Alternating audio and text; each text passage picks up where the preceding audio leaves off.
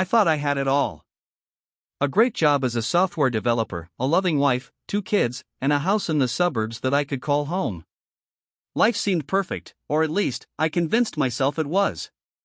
My wife, Natasha, and I had been together for over 10 years.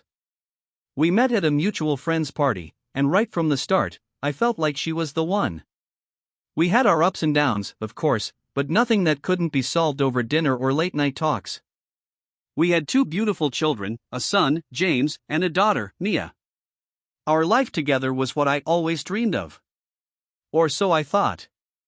It all started on an ordinary Thursday morning.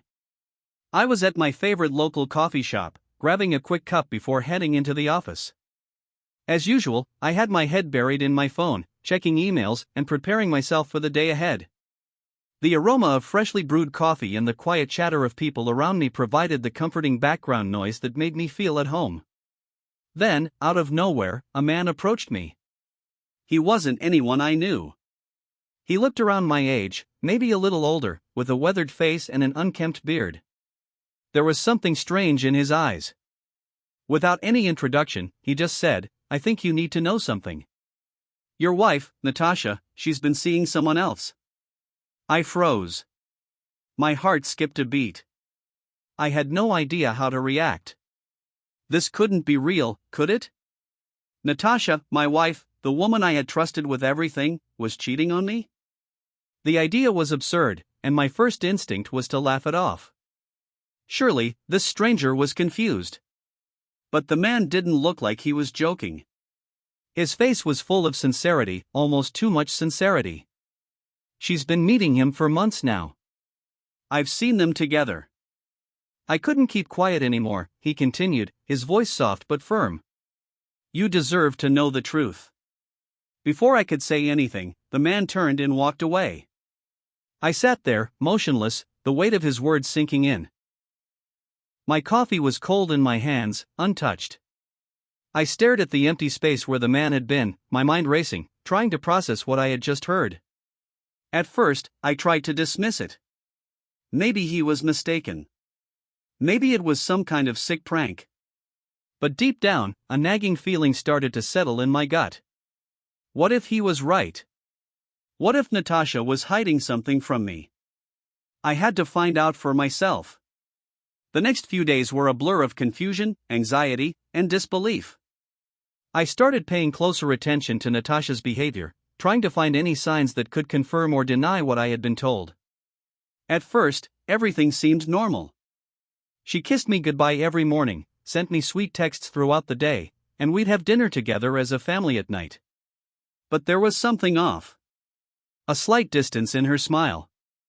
A little more time spent on her phone, always hiding the screen when I walked by. I hated the feeling of suspicion, but it was all-consuming. I decided I needed to follow her. I couldn't just sit around, wondering if what I had heard was true. That Friday evening, I told Natasha I was working late. It wasn't unusual, I often had extra hours to put in at the office. She kissed me, told me she'd see me later, and went about her night. But this time, I wasn't going to the office. I was going to follow her. I got into my car and trailed her at a distance. She drove out of our neighborhood, and my heart began to race. Where was she going? Was she meeting him again? She drove for nearly 30 minutes before pulling into a small apartment complex near the edge of town. I parked down the street, trying to stay out of sight. My hands were sweaty, my chest tight. This wasn't real, I told myself. I was just overthinking. But then I saw her. She got out of the car, and I saw the same man from the coffee shop walk toward her. They embraced. They kissed. My stomach turned. I stayed there for what felt like an eternity, watching as they disappeared into the building. I could feel the betrayal in my bones. It was like a cold wave crashing over me, and I didn't know how to stop it. When I finally returned home, I felt numb. I couldn't face Natasha yet. I couldn't even bring myself to walk inside the house. I sat in my car for what seemed like hours, replaying the images of Natasha with him, wondering how long this had been going on. The next morning, I couldn't ignore it any longer. I had to confront her. I'll never forget the way she looked when I sat her down. She was sitting on the couch, scrolling through her phone, completely unaware of what was coming.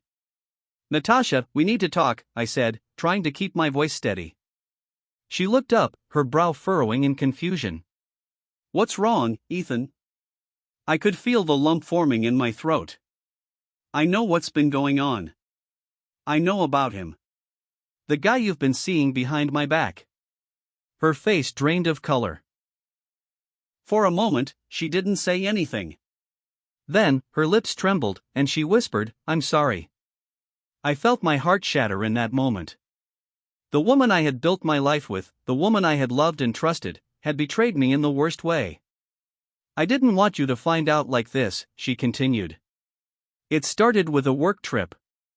I was lonely, and I made a mistake. I never thought it would go this far, but I didn't know how to stop it." I stared at her, trying to comprehend her words. "How long, Natasha? How long has this been happening?" 6 months, she whispered. "I didn't mean for it to hurt you, Ethan. I never wanted to destroy our family." I couldn't speak. The anger, confusion, and heartbreak were all mixing together in a storm that I couldn't control. "You don't understand," she continued. "I'd been so unhappy for a long time. I didn't know how to fix things, and then he came along. He made me feel seen, Ethan. He made me feel like I was important again." The words were cutting, each one like a knife in my chest. She wasn't just physically cheating on me, she was emotionally disconnected from me, and I had no idea. How had I missed this? "I don't even know who you are anymore," I said, my voice breaking. "How could you do this to me? To our family?" "I'm so sorry," she repeated, her voice choked with tears. "I never meant to hurt you." I stood up, unable to stay in the room any longer. I had to leave. I needed space to think, to breathe. I didn't want to see her anymore.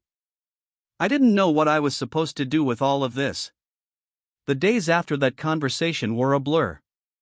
I moved out of our house and stayed with a friend for a while. I didn't know what the future held, but I knew I couldn't stay in that house, surrounded by the memories of our life together. The kids didn't understand. I hadn't told them anything yet, and I couldn't bring myself to. They were too young, and I didn't want to tear their world apart. I saw Natasha a few times during that period. We talked about the kids, about the house, and what to do next. But there was no talking about us. There was no going back to the way things were. It took a few months, but I started to rebuild my life. I went to therapy to work through my anger, sadness, and confusion. I reconnected with old friends, took up new hobbies, and focused on becoming a better version of myself. And slowly, I began to heal. One day, Natasha called me. She asked if we could meet. I wasn't sure I was ready, but I agreed. We met at a park near the kids' school. She looked different. Her eyes were softer, and she seemed to have aged a lot in the time since we last spoke. "I don't know how to fix what I've broken, Ethan," she said, her voice steady but filled with sorrow. "But I want you to know that I regret everything. I didn't realize how much I loved you until I lost you." I looked at her, and for the first time in a long time, I felt nothing. There was no anger, no resentment, just a deep, overwhelming sadness for the life we could have had. "I don't know if we can fix this," I said quietly. "But I'm okay now. I'm learning to be okay without you." We both sat in silence for a while, watching the world go by. It wasn't a happy ending. It wasn't a fairy tale. But it was closure. I had lost something precious, but in the end, I had gained something far more valuable, my own peace. If you made it to the end of this story, please hit that like button and share your thoughts in the comments. Have you ever faced betrayal in a relationship? How did you handle it? If you want to hear more real stories like this, make sure to subscribe and hit the bell for notifications. Thanks for watching, and take care.